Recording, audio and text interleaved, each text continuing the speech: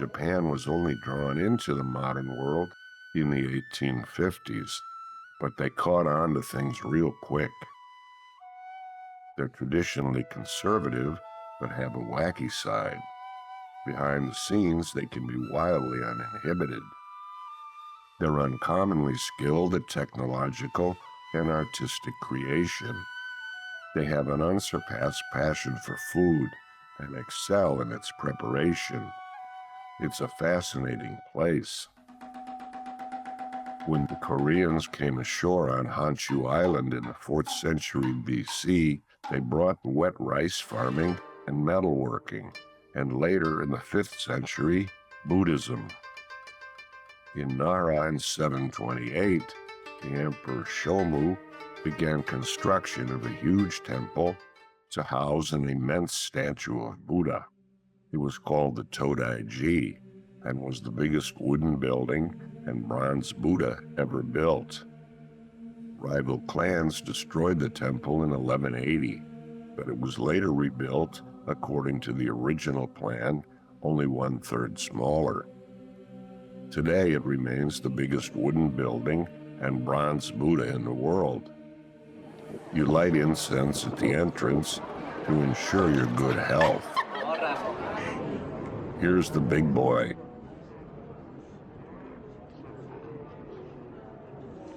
He's flanked by his golden buddies. You don't want to mess with these guys. This pillar is the same size as one of the 84 originals, but had to be made out of 4 separate trees. All the big ones in Japan were cut down centuries before. The hole in the pillar is the same size as the Buddha's nostril, and if you can pass through it, you may be able to achieve enlightenment. It's doubtful in this case. The Great South Gate to the temple, built in 1199, houses the guardian gods Anjo and Igo. Here's the Kimkakuji, the famous golden pavilion. This is the cute, flamboyant little guide that showed us the Kyoto Imperial Palace. Akihito. Yeah, Hirohito is his father. Yeah, Hirohito is his father. Yeah. The Hall for Rites and Rituals. The Kogosho, the Ceremonial Hall. The Carriage Porch.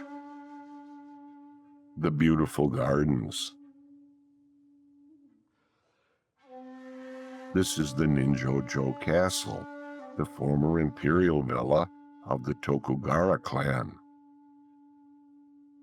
Here's the hallway with the famous nightingale floor, which creaks and squeaks when walked on, thus alerting the shogun to the presence of potential assassins in the darkness of night. Strolling the streets of Old Kyoto is a very pleasant experience. It's a charming place. There's plenty to see and do. A nearby shop rents traditional clothing, and some gals and even couples sported the colorful outfits.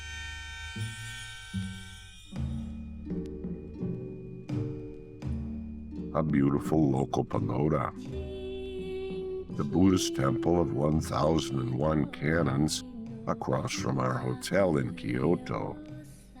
The city boasts 1,600 Buddhist temples and 400 Shinto shrines. The Shinkansen. It was the world's first high-speed rail service when it began operation in 1975.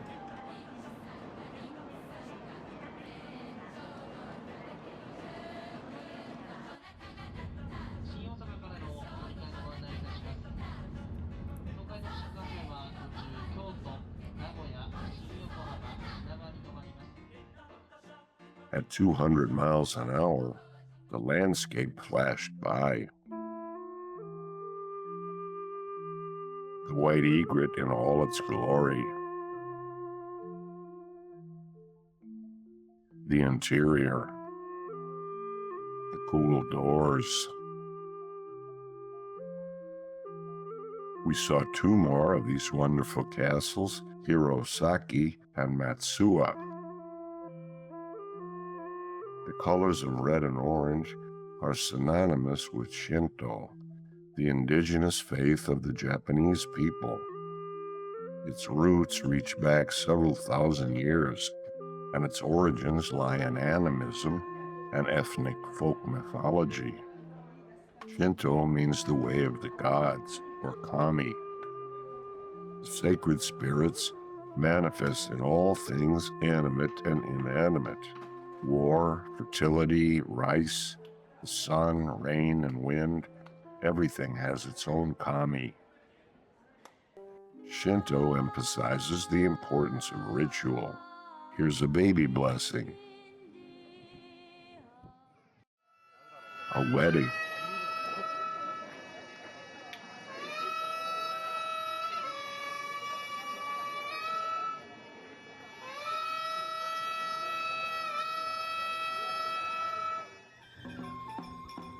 Purification with sacred water. These are ema, individual prayers and wishes. These are omokuji, personalized fortunes from the shrine.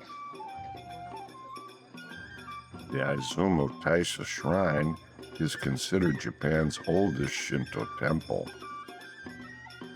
The rope symbolizes the line of separation between the sacred and the profane, as do the gateways called tori. The most famous Shinto ritual known throughout the world is sumo wrestling. We took a train and joined the excited crowd outside the Ryogoku Kokojikan, Tokyo's sumo arena. We got a map of the arena and various information literature, including a chart showing the 87 moves employed by the wrestlers and the program of the day's matches. We found our seats.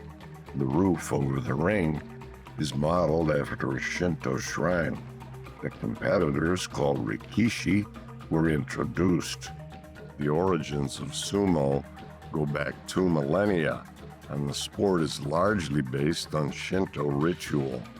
The refs, called goji, wear the hats and kimono in the style of Shinto priests, and carry a fan called a gunbai, or war fan.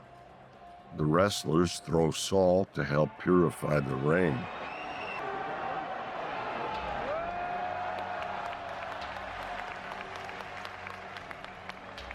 Much is made of stomping on the ground to drive away evil demons. Clapping hands helps summon the gods. There's lots of slapping going on. The bouts are sponsored, $650 per advert banner. The final matches are heavily advertised. This heavyweight bout brought out 3 separate sets of promotional banners. The fight begins when both wrestlers touch the ground simultaneously. Sumo takes its name from an ancient Chinese character that means mutual bruising. The idea is to stay in the ring. You can't touch the ground. The winner gets his cash. The hand motions give thanks to the 3 gods of creation. The monetary rewards are split 50-50 with the Sumo Federation.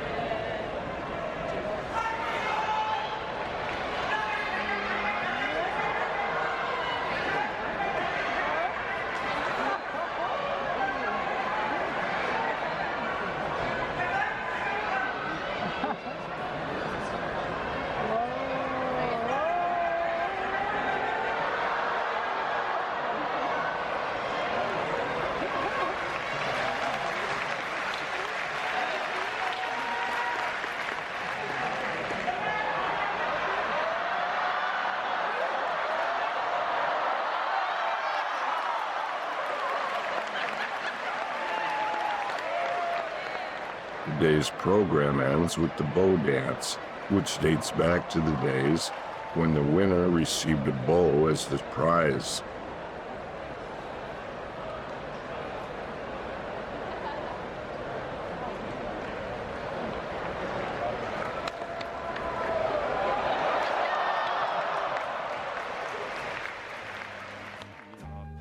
These guys are huge. Akibono was 6 feet 8 inches tall and weighed 500 pounds. This big guy loved Lala. He said she was light as a feather. Almost 10 million people live in Tokyo, Japan's capital. There's so much to do there. Kamakura, 20 miles to the south, makes an interesting day trip. From 1180 until 1333, Kamakura was the de facto capital of Japan. The fabulous Daibutsu, or Great Buddha, built in 1252, was housed in a temple that was swept away by a tsunami in the 15th century. Considered the most beautiful in Japan, today it sits outside in serene repose. The famous Tsukiji Fish Market. We met our guides outside at 3 a.m.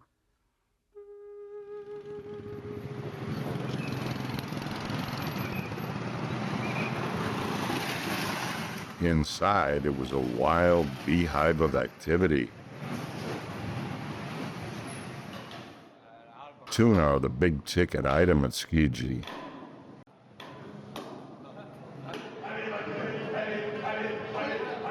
The auction was getting underway. The expert inspects the fish.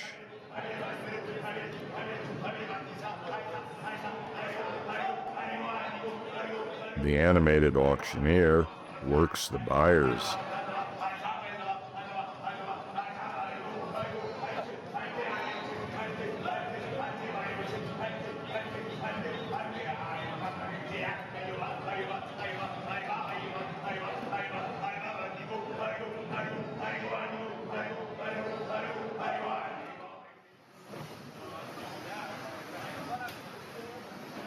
I've cleaned a lot of fish, but nothing like this.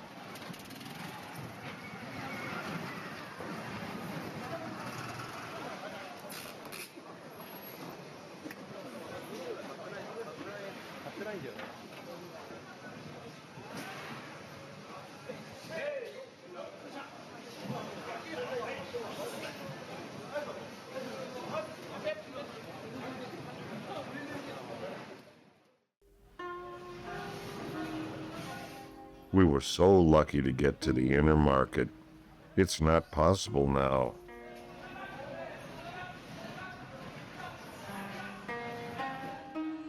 They have great food in Japan, but very few Westerners can read a Japanese menu. So when it comes to choosing what you want to eat, in many restaurants and shops, you can simply point out the plastic facsimile of what it is you want. Manten sushi, it's omakase style. Leave it to the chef.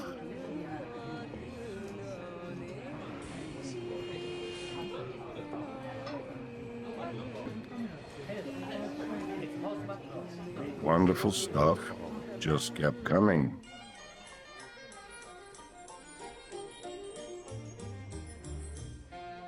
Japanese are expert at pouring alcoholic drinks to the very top.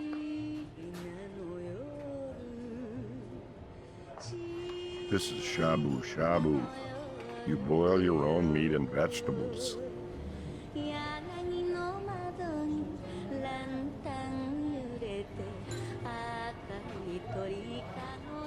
We had to try the famous Kobe beef. It was pricey, but tasty and singular. I don't know what the style of my favorite place was. Fabulous looking food was piled up. Live abalone and tiger prawns.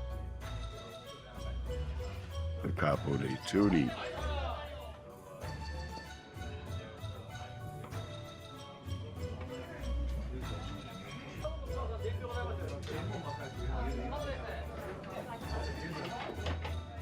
He was all over the place.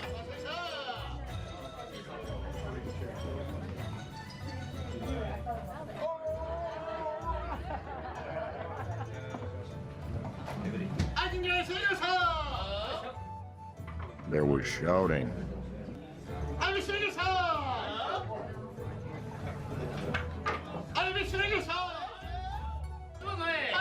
It was wild.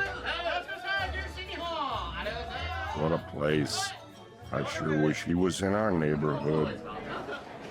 We went to a terrific market selling ready-made nigiri that we chose by the piece to put in our plastic lunch boxes.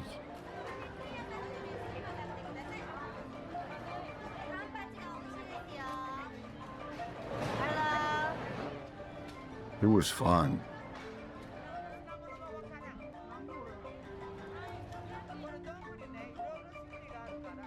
And look at the beautiful stuff we picked out.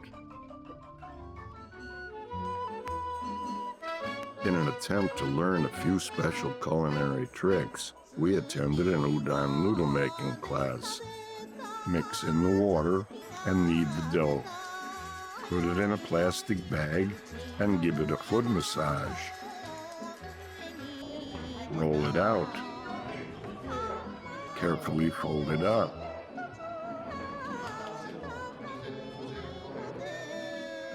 Slice.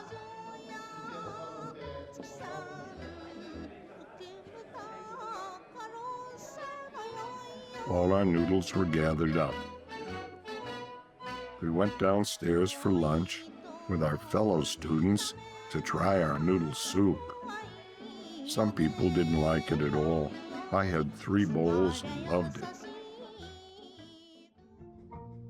The Japanese have a keen appreciation for music and theater. Look at this crackerjack outfit of kids working out on their marimbas.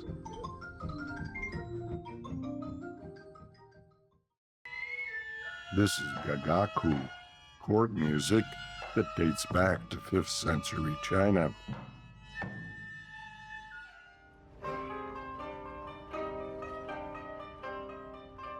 This is a koto, Japan's most famous instrument.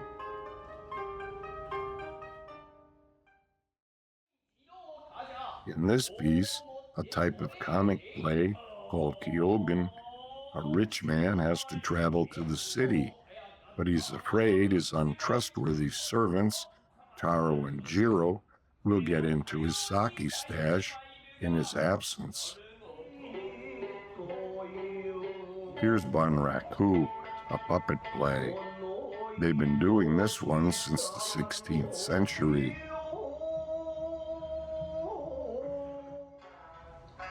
Kiyomai style dance. We're talking nuance and intensity here.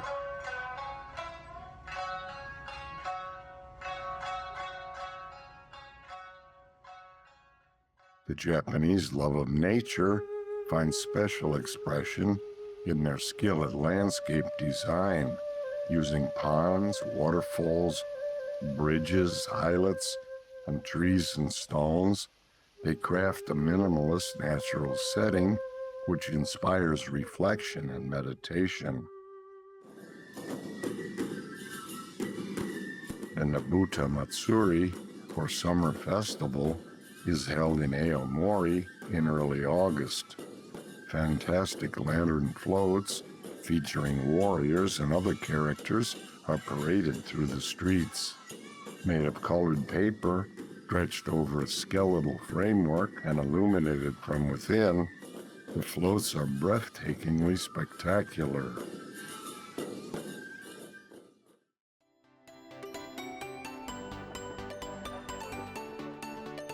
Our last night in Japan, we decided to explore Kabuchiko, Tokyo's most famous nightlife district. It was hard to know where to start.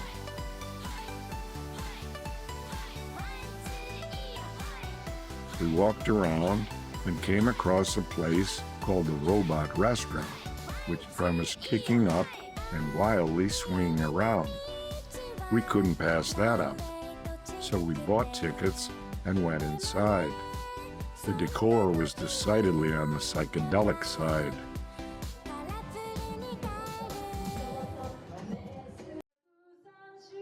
In the lounge, a gal sang, accompanied by robot musicians. We entered the theater and waited for the show to begin. The announcer outlined the ground rules and warned us to lean back when the action came too close to our faces.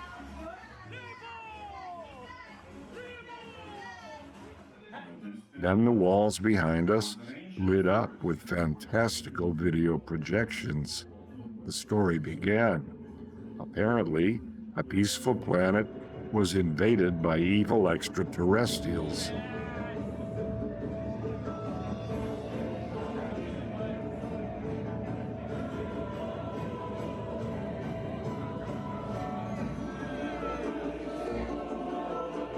The drums started.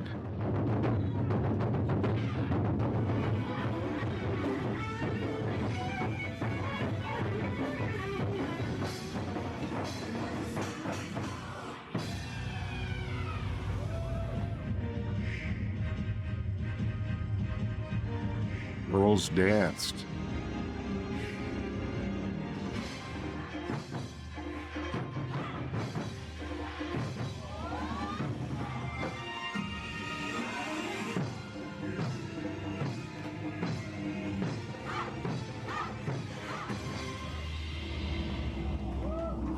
The bad guys arrived and a battle commenced.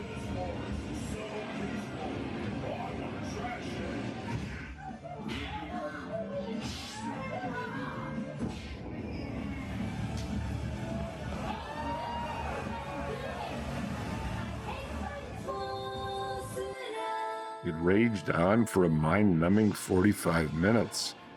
The good guys were aided by a ninja turtle and a kung fu panda. The outcome hung in the balance. But in the end, good triumphed over evil. A wild celebration ensued.